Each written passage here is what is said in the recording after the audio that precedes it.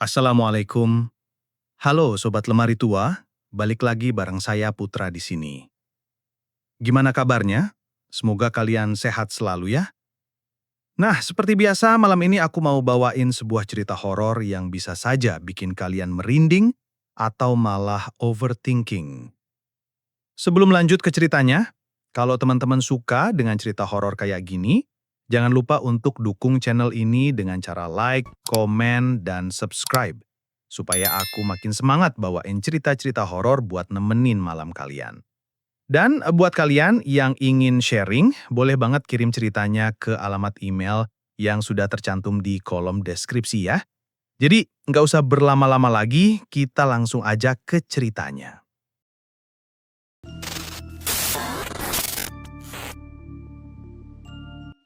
Di sebuah daerah yang suasananya masih terasa perkampungan, berdiri sebuah warung sembako sederhana. Awalnya, warung itu tidak berbeda dengan warung-warung kecil lainnya. Dindingnya dari tembok seadanya, raknya terbuat dari kayu, dan atapnya seng bergelombang yang kadang menetes saat hujan deras. Beberapa warga tahu bahwa warung itu sempat nyaris gulung tikar. Pemiliknya, seorang bapak paruh baya bersama istrinya, sering mengeluh karena pembeli makin sedikit. Apalagi di sekitar situ banyak warung lain yang lebih besar dan lengkap. Bahkan ada minimarket modern yang jaraknya hanya 5 menit naik motor, membuat warung sembako ini makin terpinggirkan. Namun sesuatu yang mengejutkan mulai terjadi. Dalam waktu yang tidak lama, warung yang tadinya sepi itu mendadak berubah menjadi sangat ramai. Dari pagi hingga malam, selalu saja ada orang yang datang. Anehnya lagi, harga barang-barangnya lebih murah daripada warung lain. Misalnya, beras 1 liter bisa lebih murah Rp1.000, minyak goreng selalu tersedia meski di warung lain sedang langka, dan telur tidak pernah habis stoknya. Hal ini membuat warga sekitar mulai penasaran. Bagaimana mungkin warung sekecil itu bisa punya barang selengkap itu, harganya lebih murah, dan tidak pernah kosong stoknya? Tetangga dekat warung itu awalnya senang karena banyak pembeli yang lalu lalang, suasana kampung jadi lebih hidup. Tapi lama-kelamaan ada rasa heran bercampur curiga. Terlebih karena dalam hitungan bulan, pemilik warung sudah bisa memperbaiki rumahnya. Cat rumah baru, motor baru terparkir di depan, bahkan terdengar kabar bahwa mereka membeli sebidang tanah di desa sebelah. Di balik kesuksesan warung itu, ada satu sosok yang sering diperhatikan warga. Seorang pegawai muda, kira-kira baru berusia 20 tahunan, anak rantau katanya, datang dari daerah yang cukup jauh, merantau untuk mencari pekerjaan. Pemilik warung memberi tempat tinggal sederhana untuknya, sebuah kamar kecil di samping gudang warung. Dari pagi hingga larut malam, dialah yang menjaga warung, melayani pembeli, merapikan barang, bahkan sesekali terlihat mengangkat karung beras sendirian. Namun wajah pegawai itu semakin lama terlihat pucat. Tubuhnya kurus, matanya sayu, dan senyumnya makin jarang terlihat. Padahal ketika pertama kali datang, dia dikenal ramah, suka menyapa pembeli, bahkan sering bercanda dengan anak-anak kecil yang mampir membeli permen. Beberapa tetangga mulai menyadari perubahan itu. Ada yang bilang kalau malam-malam sekitar pukul 2 atau 3 dini hari, terdengar suara seperti orang menangis lirih dari arah gudang warung. Suaranya pelan, serak, seperti seseorang yang menahan sakit. Warga yang mendengar tidak berani mendekat karena suasananya benar-benar mencekam. Selain itu, beberapa orang yang lewat di depan warung ketika malam hari juga merasakan sesuatu yang aneh. Seorang bapak yang baru pulang dari ronda pernah cerita. Katanya saat melewati warung itu, dia mencium bau amis yang sangat menyengat, seperti bau darah yang mengental. Padahal warung dalam keadaan tertutup rapat. Ada juga seorang ibu yang hendak membeli obat di malam hari. Ketika masuk ke warung, dia merasa ada bayangan hitam berdiri di pojok ruangan. Bayangan itu tinggi, besar, tidak bergerak, dan hanya berdiri diam. Saat dia menoleh lebih jelas, bayangan itu menghilang begitu saja. Ibu itu pulang terburu-buru dengan wajah pucat. Semua kejadian aneh itu pelan-pelan menjadi bahan gosip warga.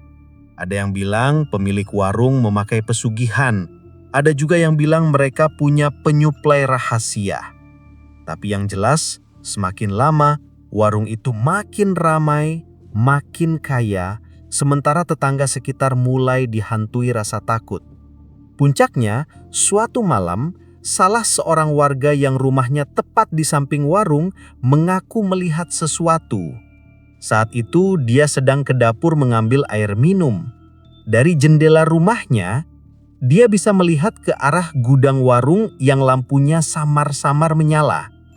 Dia melihat pegawai warung itu berdiri di dalam. Matanya kosong menatap lantai. Tapi yang membuat bulu kuduk berdiri, ada bayangan lain di belakangnya. Tinggi, gelap, seolah sedang merunduk ke arah tubuh si pegawai. Ketika warga itu mengedipkan mata, lampu gudang padam. Hening, sepi, hanya suara jangkrik. Dan sejak malam itu, semakin banyak orang percaya kalau warung itu memang tidak wajar. Hari-hari berikutnya, keanehan di warung sembako itu makin terasa.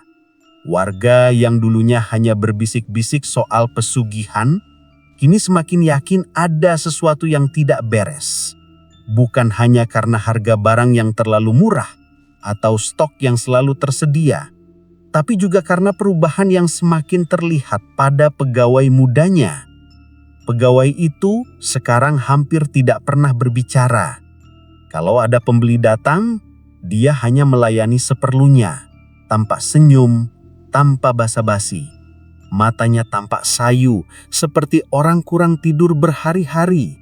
Rambutnya acak-acakan, tubuhnya makin kurus, bahkan beberapa kali terlihat tangannya penuh garesan merah seperti bekas dicakar sesuatu. Satu hal yang bikin warga makin curiga adalah kebiasaan aneh pegawai itu.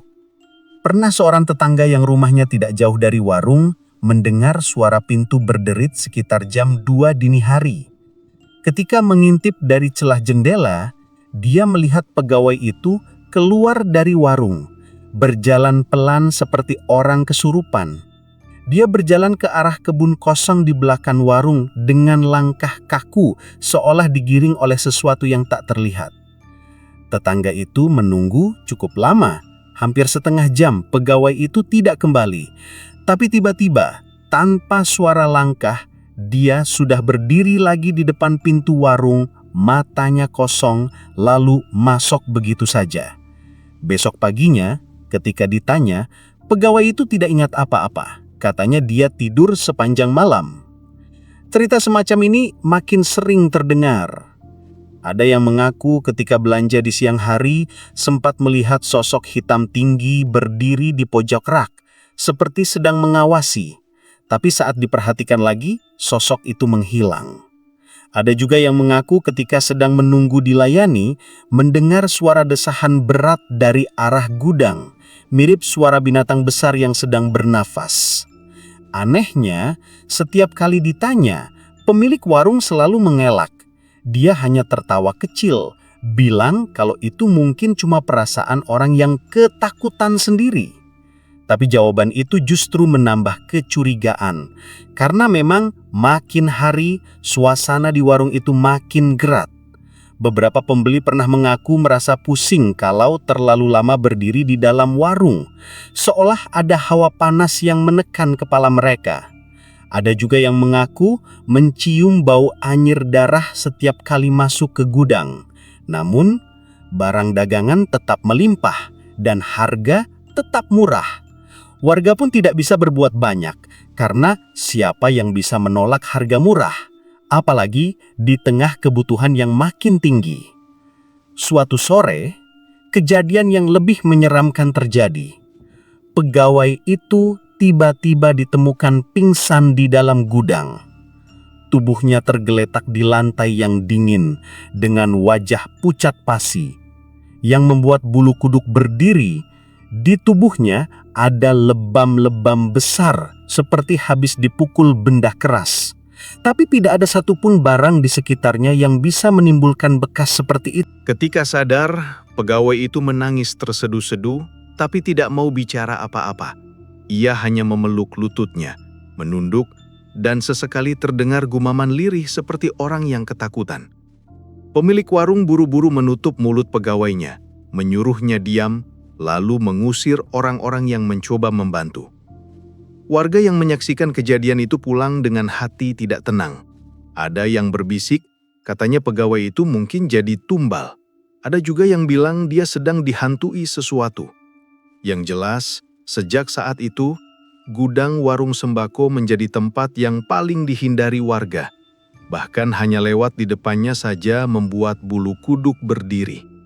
Malam-malam di sekitar warung semakin mencekam.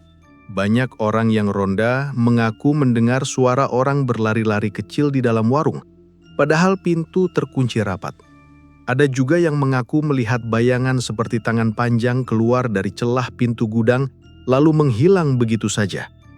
Semua kejadian itu membuat warga semakin yakin ada sesuatu yang lebih gelap tersembunyi di balik kesuksesan warung sembako itu. Sesuatu yang bukan hanya sekedar bisnis biasa. Dan pegawai yang semakin hari semakin terlihat tersiksa, seolah menjadi kunci dari semua rahasia gelap itu.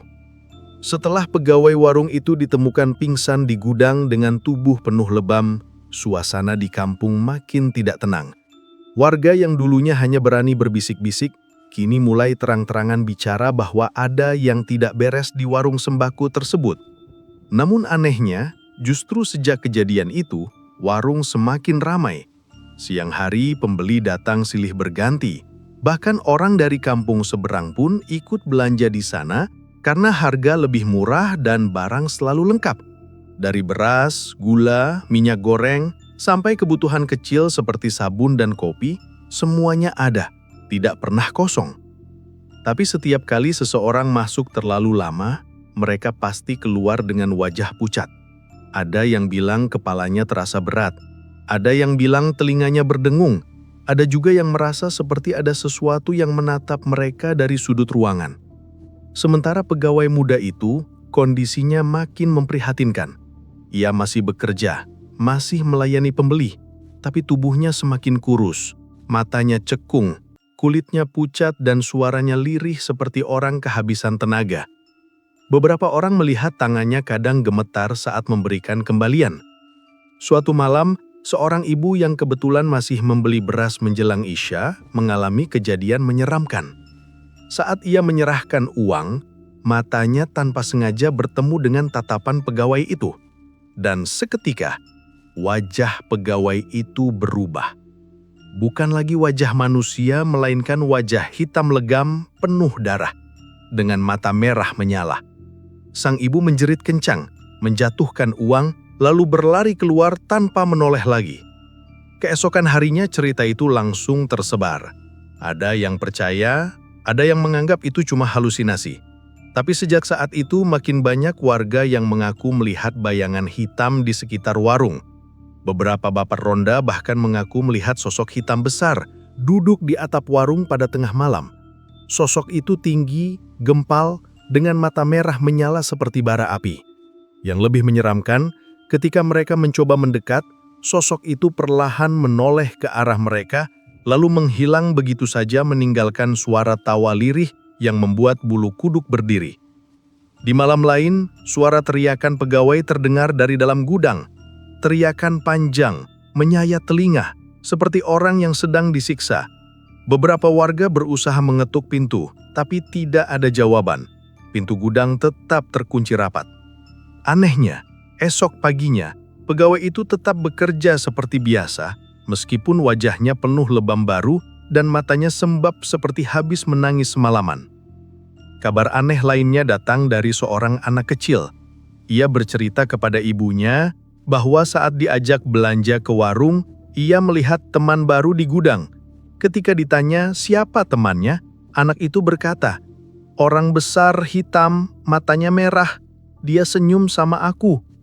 Cerita itu membuat sang ibu ketakutan bukan main, sampai akhirnya melarang anaknya lagi-lagi ke warung itu.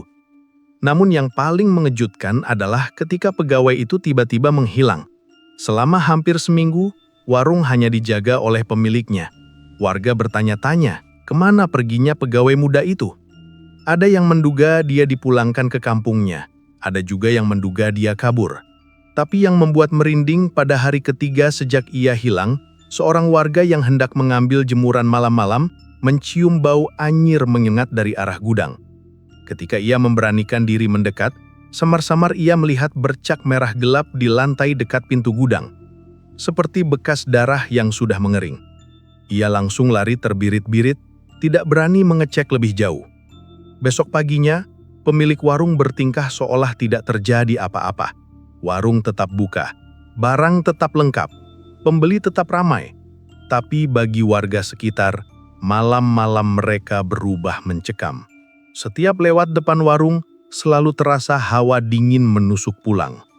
Dan gosip yang semakin kuat beredar adalah pegawai itu mungkin tidak benar-benar menghilang. Ia masih ada di sana, di dalam gudang, hanya saja bukan lagi dalam wujud yang sama. Semakin hari, kecurigaan warga terhadap warung sembako itu tidak bisa terbendung lagi. Keanehan demi keanehan seolah tidak berhenti. Pegawai muda yang tadinya selalu terlihat setiap hari, kini benar-benar hilang tanpa kabar. Namun, meski pegawainya sudah tidak terlihat, warung tetap beroperasi seperti biasa. Barang dagangan tetap lengkap, bahkan makin banyak. Sampai suatu ketika, seorang dukun tua dari desa sebelah berkunjung. Lelaki tua itu datang ke rumah salah satu warga, dan di sanalah ia mendengar gosip tentang warung yang mendadak kaya dan pegawainya yang menghilang misterius. Mendengar cerita itu, wajah si dukun berubah serius. Ia berkata pelan, "Kalau memang begitu kejadiannya, besar kemungkinan mereka memakai jalan pesugihan." Dukun tua itu menjelaskan, ada jenis pesugihan yang menggunakan tumbal manusia. Caranya, seseorang menawarkan jiwa orang lain sebagai pakan untuk makhluk gaib penunggu pesugihan itu. Sebagai gantinya, warung atau usaha mereka tidak akan pernah sepi, rezekinya lancar, stok dagangan tidak pernah kosong, dan selalu ada pembeli. Tetapi tumbal harus terus dipersembahkan secara berkala. Warga yang mendengarnya langsung terdiam. Mereka mulai menghubungkan semua kejadian. Tangisan tengah malam di gudang, bau anyir seperti darah, bayangan hitam yang sering dilihat, hingga lebam-lebam misterius di tubuh pegawai muda itu. Semuanya seperti potongan puzzle yang kini mulai menyatu. Suatu malam ada seorang warga yang merasa penasaran. Ia mencoba mengintip dari celah papan gudang warung saat lampu di dalamnya samar-samar menyala. Apa yang ia lihatnya membuat tubuhnya gemetar hebat. Di dalam gudang, ia melihat pegawai muda itu duduk bersimpuh di lantai. Matanya kosong, wajahnya pucat, seperti orang yang tidak lagi punya jiwa. Di belakangnya, berdiri sosok besar hitam legam, tubuhnya bungkuk dengan kepala hampir menyentuh atap gudang. Makhluk itu tampak merunduk, menempelkan wajahnya ke bahu pegawai itu, seolah sedang menghirup aroma tubuhnya. Dan dari mulut makhluk itu, menetes cairan merah pekat ke lantai. Warga itu langsung mundur perlahan, menahan nafas agar tidak terdengar, lalu lari terbirit-birit pulang dengan tubuh gemetar. Ia tidak berani menceritakan apa yang ia lihat malam itu sampai berhari-hari kemudian. Beberapa hari setelah kejadian itu, kabar mengejutkan menyebar. Pegawai warung ditemukan sudah tak bernyawa. Ia tidak meninggal di rumah sakit atau di jalan, tapi di dalam gudang warung. Tubuhnya ditemukan kering, wajahnya pucat pasi, matanya terbuka melotot, seolah-olah ia mati dalam keadaan ketakutan luar biasa. Yang lebih menyeramkan, kulit tubuhnya terlihat seperti menyusut, keriput, seakan sudah lama dihisap dari dalam. Pemilik warung tidak banyak bicara. Mereka hanya bilang pegawai itu sakit keras dan meninggal mendadak. Jenazahnya dimakamkan seadanya, tanpa banyak warga yang ikut mengantar, karena memang sebagian besar ketakutan. Namun, sejak malam pemakaman itu, teror semakin menjadi-jadi. Warga yang tinggal dekat warung sering mendengar suara pegawai itu memanggil-manggil di luar rumah. Suaranya lirih, seperti orang yang memohon pertolongan. Ada juga yang mengaku melihat sosok mirip pegawai itu duduk di depan warung menjelang subuh dengan wajah pucat dan tubuh membungkuk. Tapi ketika didekati, sosok itu menghilang begitu saja. Warga yang lebih berani mencoba menegur pemilik warung. Mereka bertanya kenapa pegawainya meninggal dengan kondisi aneh. Namun pemilik hanya menjawab singkat, "Itu sudah takdirnya." Jawaban dingin itu justru membuat warga semakin yakin bahwa kematian pegawai itu bukanlah hal wajar. Kampung semakin dicekam ketakutan.